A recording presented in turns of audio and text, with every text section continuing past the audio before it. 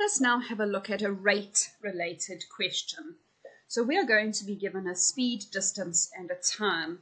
This here is not necessarily for our maths students, but more so for our physics learners. So let's have a look.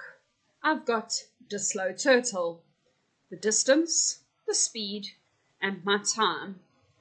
Let's have a read. Example 1 says, Dylan needs to travel from Durban to Pietermaritzburg, which is 66 kilometers apart. If he travels at a constant speed of 110 kilometers per hour, how long will it take him? So we have got the formula time equals distance over speed. We can put this in either as a fraction or as a question.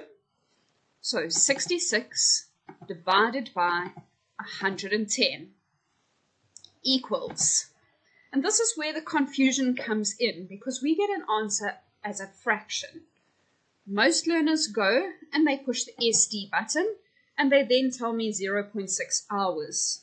That there is not altogether answering our question completely, because we wanted to know how long is it going to take. So we are wanting hours, minutes, and seconds. In a situation like this, all we are going to do is press our time button. Now, for those that are not aware of what the time button is, follow my arrow. We have got a degrees, hours, minutes, and seconds. This here is what I call my time button. It can also be used in geography for lines of longitude and lines of latitude. All you are going to do at this point, push your time button, and up comes our answer. Now, the first is hours, the second is our minutes, and the third is our seconds. We cannot write our answer just as we see it on the calculator screen.